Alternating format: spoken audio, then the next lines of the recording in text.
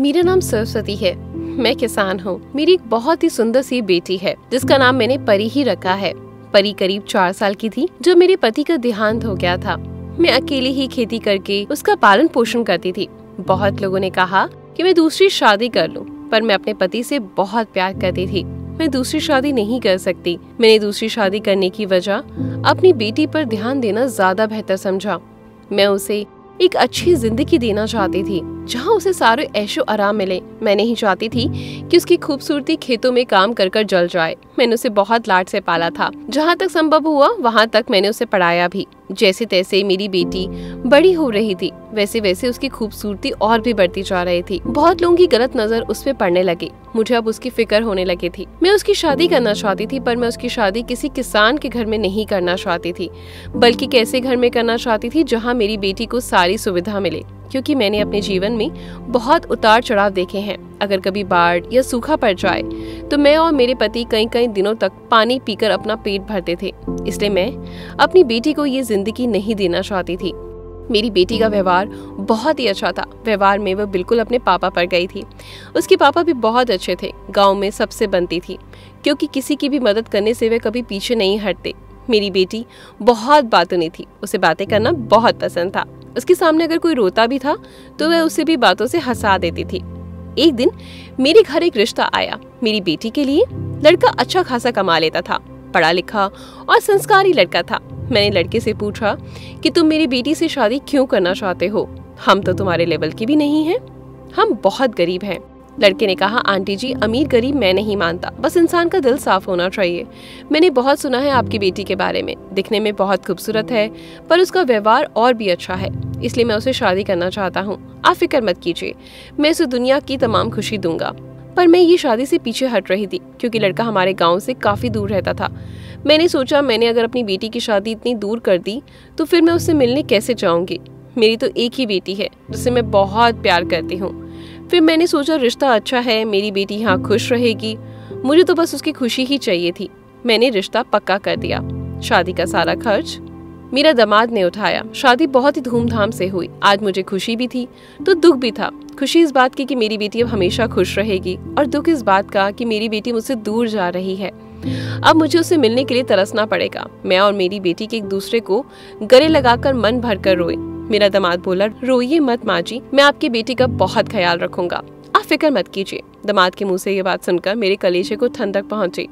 मैंने अपनी बेटी को विदा कर दिया। मेरा घर बहुत ही सूना हो गया था।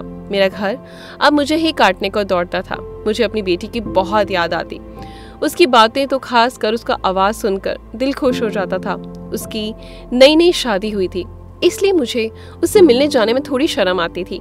मैं सोचती पता नहीं मेरा दामाद क्या सोचेगा मेरे बारे में। समय ऐसे ही बीत रहा था। मेरी बेटी की शादी को 6 महीने हो गए, पर अभी तक मैं उससे मिलने नहीं गई और ना ही उसने कोई खबर भेजी। माना कि मेरे पास मोबाइल नहीं है, पर वह कम से कम एक खत तो भेज सकती थी।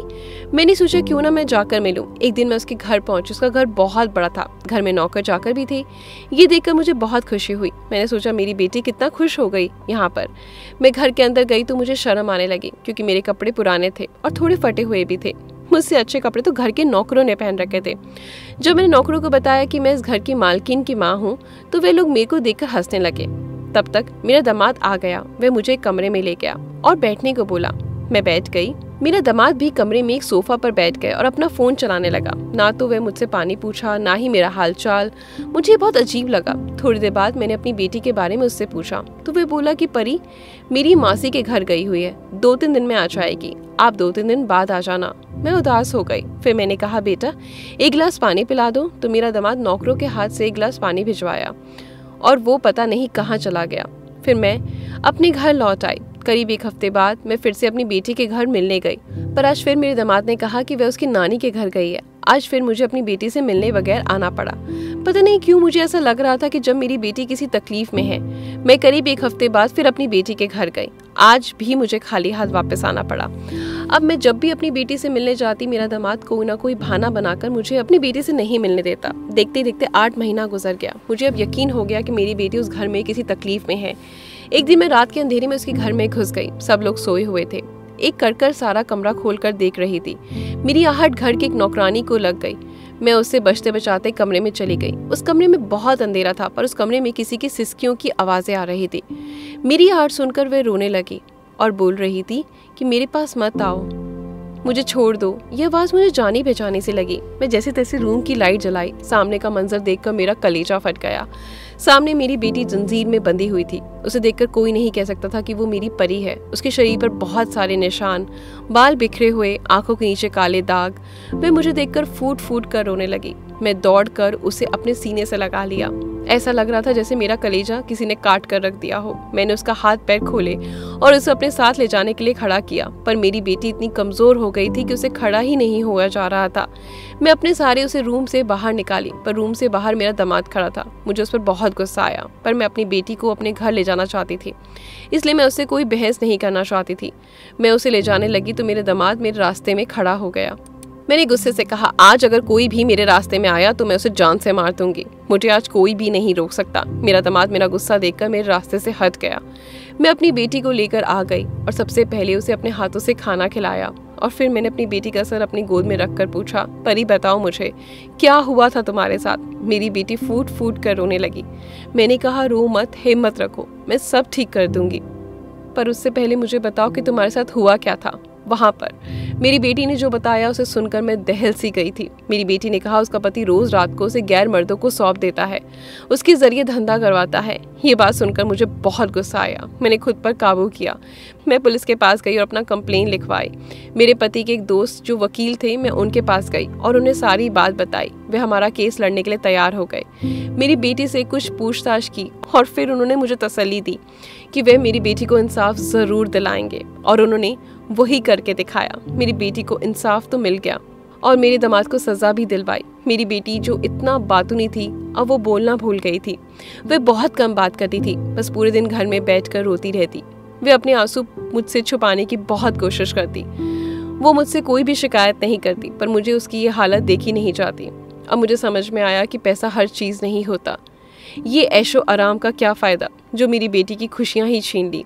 ऐसे ऐशो आराम की बजाय अगर मैं ऐसा लड़का ढूंढती जो औरतों की इज्जत करना जानता हो, तो शायद मेरी बेटी बहुत ज़्यादा खुश होती। आज मेरी बेटी की जो भी हालत है वो सिर्फ और सिर्फ मेरी वजह से। मैं खुद को कभी माफ़ नहीं कर पाऊंगी। मैं अपनी बेटी की ज़िंदगी सुधारना चाहती थी। एक बार मैं अपनी बेटी को बोली, बेटी अगर तू कहे तो मैं एक अच्छा सा लड़का तेरे लिए देख लूँ और दूसरी शादी कर दूँ। तो वो बहुत गुस्सा हो गई। उसने कहा, शादी का नाम भी मत लेना मेरे सामने, मुझे कोई शादी नहीं करनी। मैं क्या बोझ हूँ आपके ऊपर जो मुझे हमेशा हटाना चाहती हो। मैंने कहा, बेटियाँ बोझ नहीं होती, ये तुम कैसी बातें कर रही हो, तुम मेरी बेटी हो। ठीक है माँ, अगर मैं बोझ नहीं तो मत करो मेरी शादी, मैं ऐसे ही खुश हूँ। मैं अपनी आगे की पढ़ाई स्कॉलरशिप लेकर करूँगी, और जब मुझे लगेगा कि मुझे किसी के सहारे की ज़रूरत है तो मैं एक बच्चा गोद ले लूँगी, पर अब कभी किसी से शादी नहीं करूँगी। आशा करती हूँ आपको मेरी कहानी बहुत ज़्यादा पसंद आई होगी। अगर ऐसी कहानियाँ सुनना चाहते हैं तो वीडियो को लाइक और शेयर ज़रूर करें और अपनी ईशा का इंतज़ार करें। धन्यवाद।